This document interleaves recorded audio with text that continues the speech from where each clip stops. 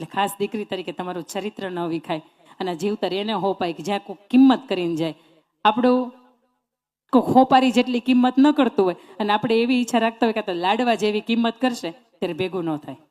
બાપને આંગણે છો એવા મોજ મસ્તીને આનંદથી રહ્યો કે ગામ આખી તમારી નોંધ લે કે નહીં દીકરી હોય ને તો આની હોય, ભણી ગણી યુનિવર્સિટીમાં પ્રથમ આવી, બાપની કદાચ ભાઈની હાજરી ન હોય ને એવું જીવન જીવીને જાવ સાહેબ કે હાથ આસપાસના ગામ હોય ને એ તમારા નામના દાખલા દે.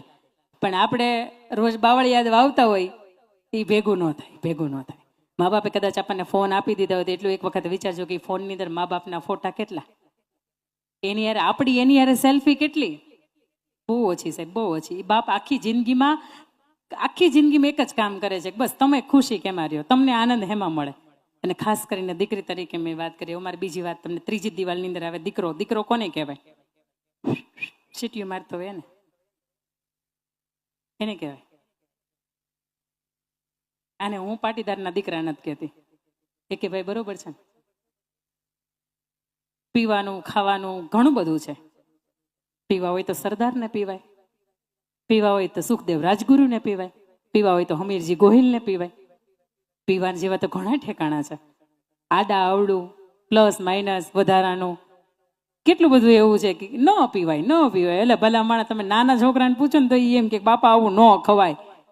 આવા ટેણિયા હોય ને નાના નાના એ એને બાપાને એવું કે પપ્પા તમે આવું હું ખાવ, આમાં એવું લખ્યું છે કે આવું મોઢું થઈ જાય. આપણું સિગારેટનું પાકીટ હોય ને એમાં એ પૂછે કે આ શું દોર્યું છે પપ્પા, તો કે આ જે પીવે ને એને જેવું મોઢું થઈ જાય. તો પપ્પા તમે શું કામ એને પીવો? એ તારા બાપા છે, વર્ષોની આદત છે, એ નો બંધ કરે ભાઈ.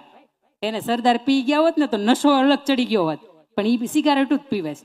પીવા જેવું ઘણું છે. પણ યુવાન કેવો હોય એની મારે તમને એક સુંદર મજાની વાત કરવી છે.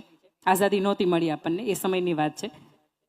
તરવરીયો એક ભારત વર્ષનો યુવાન કે અંગ્રેજોની છાવણી હોય ને એની અંદર પથ્થર મારો કરે, એની અંદર બોમ્બ બ્લાસ્ટ કરે અને ભાગી જાય. રાત્રે અંગ્રેજોને શાંતિથી હુવા ન દે, કારણ કે અંગ્રેજો આપણે ટોળા ભેગા ન થવા દેતી. ટોળા ભેગા થાય, આ ગણેશ ચતુર્થીનો ઉત્સવ એવી રીતે જ આવ્યો. ટોળા ભેગા થાય એટલે તરત જ ટોળા જુદા કરવાની પ્રયત્ન કરે. અંગ્રેજો આપણે ટોળા ભેગા ન થવા દે એટલે અંગ્રેજો શાંતિથી હુતા હોય એટલે આ એક તરવરીયો યુવાન છે ને એની ઉપર પથ્થર મારો કરે, એની ઉપર બોમ્બ બ્લાસ્ટ કરે, એને ભેગા ન થવા દે. ઘટના એવી બને કે એક વખત એ જે યુવાન હતો ને એની ઉપર 5,000 રૂપિયાનું ઇનામ જાહેર કર્યું અંગ્રેજ સરકારે. સત્ય ઘટના છે, સમજો બરાબરની. દીકરા કેવા હોય, એની ઉપર 5,000 રૂપિયાનું ઇનામ જાહેર કર્યું.